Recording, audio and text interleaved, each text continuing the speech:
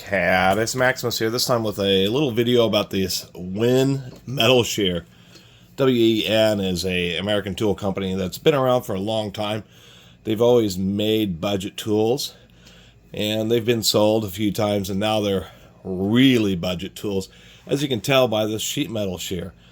And before you ask, I actually didn't pay 25 bucks for it. There's I should say, like we have a Habitat for Humanity type of used building material and tools place, and so periodically they do have big tool sales, sometimes 30%, sometimes 50% off.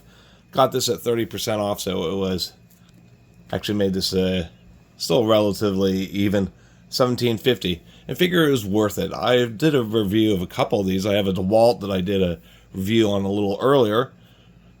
The more professional grade ones really just have more elegant bodies on,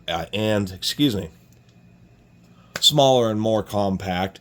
This is based, was a big series of tools like shears, drills, hammer drills, that type of stuff that were based on this type of motor housing. This happens to be a black version, but for a long time, places like True Value Hardware, their Master Mechanic brand power tools were also based on just these kind of low grade and cheesy drill bodies, which is something, manufacturers done for a long time, has tried to use one motor with a variety of different tools.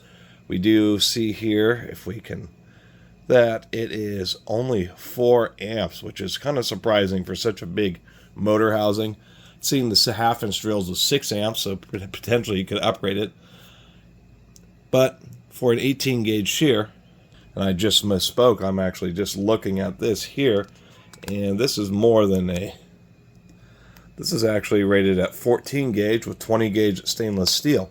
Stainless steel is tougher to cut because it is an alloy steel, and that's one of the things to remember about these and many types of shears, is their thickness ratings are for just plain soft mild steel,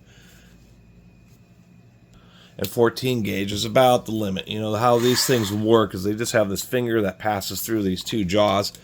They're used really in sheet metal building, cutting up or sizing the big sheet metal panels. People who install gutters use them. That's the type of stuff they're used for, and they just cut out a little strip just like so.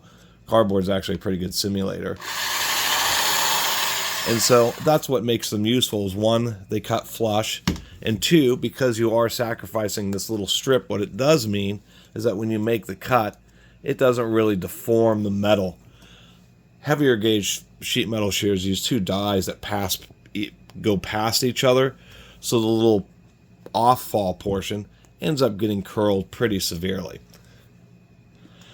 These, once again, are usually rated for much smaller. It's actually kind of interesting that this WEN is a 14 gauge. And the reason is that this finger here, as soon as you start getting to the thicker materials, there's actually a lot of stress, and these fingers want to break off. And on these types of sheet metal shears, that's the biggest complaint. Not just WEN, but any brand, is how these fingers can break when you cut too thick of a material. Anyway, unless you're using these professionally, to tell you the truth, it's a pretty low stress tool unless you're actually essentially doing production cutting of the thicker 14 gauge stuff, which is when you might want a better quality tool. They are kind of pushing the limits here. I should mention that this head design is like a universal head design. It was patented for a long time, and then when that patent ran out, manufacturers started copying it. And these are simple. It's just a drill, and then on the front, instead of a truck, they have a bearing and a little offset cam, so the bearing kind of wobbles around like this, dragging the fork of the moving jaw back and forth or up and down. The thing about copying something that's a universal standard is this size is all universal standard. So even though this is a WEN, you can buy jaws from, say, a DeWalt and replace them. The other issue that can happen is sometimes this bolt, if you use them a lot, this bolt can wear and shear, and it's not a big deal because it's just a socket head cap screw. Interestingly enough, and they did pay attention to this even on this Chinese one, is there can be a lot of stress, particularly up here, because if you are cutting thicker material, it really wants to push these fingers apart. So they actually have steel inserts even in the aluminum. They're not running the bolts directly into the softer aluminum material. And figured, since I've apparently only ever done a video about one other WEN or WEN product, which was like a little cordless rotary tool, figured I'd add one more video to it. So that's kind of the deal. These things can be bought pretty darn cheap.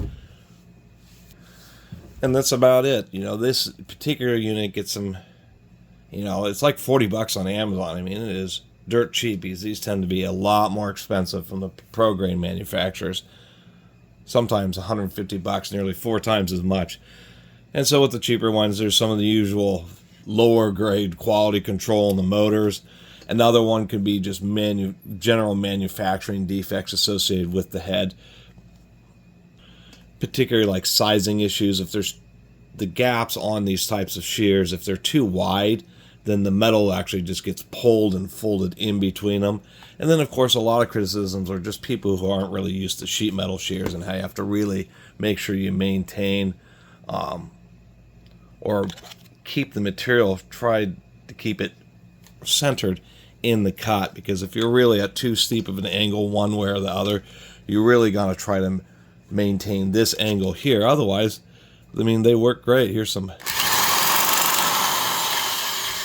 So that would be my advice with any kind of cheap sheet metal shears, not just these WENs, is to put it through some paces as soon as you get it well within the return window. That way, if you decide to get a cheap one just because you're not going to use it very much, at least test it to make sure it looks like it's going to work, so you can send it back if it doesn't.